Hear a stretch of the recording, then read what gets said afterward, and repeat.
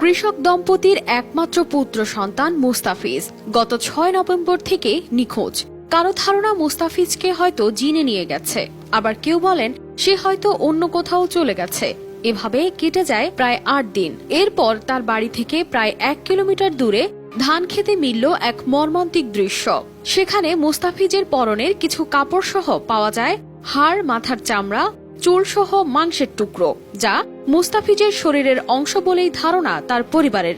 এ ঘটনায় পুরো পরিবারে শুরু হয় শোকের মাতম। শুধু হাড্ডি দেখা যায়, আমার ভাইয়ের কোনো কষ্ট দেখা যায় না। আমার ভাইয়ের মোস্তাফিজুর রহমান নওগাঁর পত্নীতলা উপজেলার মসরইল গ্রামের কৃষক আনোয়ার হোসেন ও মুসলিমা দম্পতির একমাত্র পুত্র সন্তান। পরিবারের দাবি তাকে হত্যা করে টুকরো টুকরো করা হয়েছে।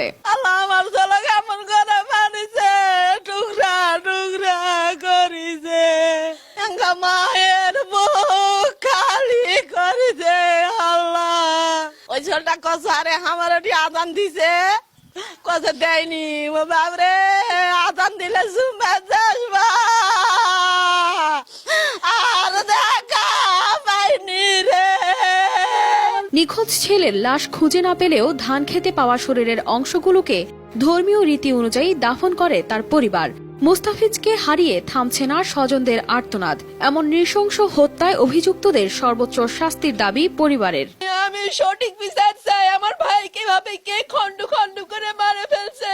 আমার একটাই ভাই, আমার আর কেউ ভাই নাই, আমার মায়ের আর সন্তানও নাই। আমরা দুটা সন্তানের মধ্যে একটা সন্তান কার কি ক্ষতি করেছে, এই ক্ষতির বিচার চাই। বাবা আনোয়ার হোসেনের দাবি, তার বন্ধু নাইমকে ১০০ টাকা ধার দিয়েছিল মোস্তাফিজ। সেটি বারবার ফেরত চাওয়ার ঘটনা তিনি ও তার পরিবার জানতেন। এই ঘটনায় জিজ্ঞাসাবাদের জন্য পুলিশি হেফাজতে নেওয়া হয়েছে নাইমকে। কালকে দুটা ডানা পাইছি, কাপড়া পোশাক পাইছি, ডানা হাত পাইছি, আর একটা লুঙ্গি আর গেঞ্জি যেটা পরেছিল ওটাই পাইছি।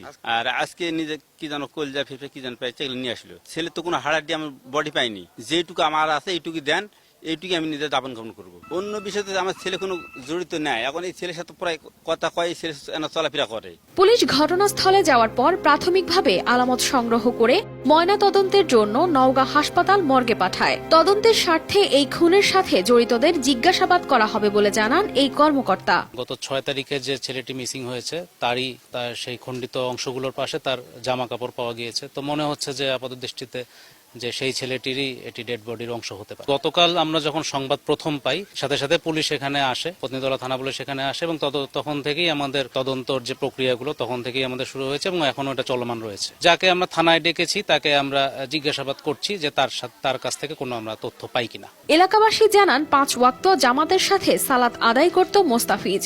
নিখোঁজের আগে সবশেষ মসজিদে মাগরিবের সালাত আদায় করলেও দেখা যায়নি এশার সালাতে। আমরা জানি যে হয়তো জিন টিনে নিয়ে গেছে, আমরা কিন্তু এলাকায় গ্রাম মাঠে এলাকা কোনো কোথাও খুঁজিনি। আমরা জানি যে হয়তো জিন টিনে নিয়ে গেছে, এলাই আমরা কবরস্থানে দেখাশোনা করছি। ছেলে খুব ভালো নামাজ বন্দেগী পড়ে, ৫ ওয়াক্ত নামাজ পড়ে। ছেলের হয়তো কোনো তো রিপোর্ট নাই, ছেলে খুব সুন্দর ব্যবহার। আমাদের বুক থেকে যেই ব্যক্তিটা, যেই লোকটা, যেই শত্রুটা আমাদের কাছ থেকে তাকে ছিনে নিয়ে হত্যা করেছে, আমি চাই যে এই ঘাতকের ফাঁসি, এই ঘাতকের মৃত্যুদণ্ড, সঠিক বিচার, সঠিক ন্যায় বিচার, দেশের ন্যায় বিচার, সঠিক বিচার আমি এটা চাই। এমন নৃশংস ঘটনার সঠিক তদন্ত করে দোষীদের সর্বোচ্চ শাস্তির দাবি পরিবার ও তার স্বজনদের। News desk, RTV।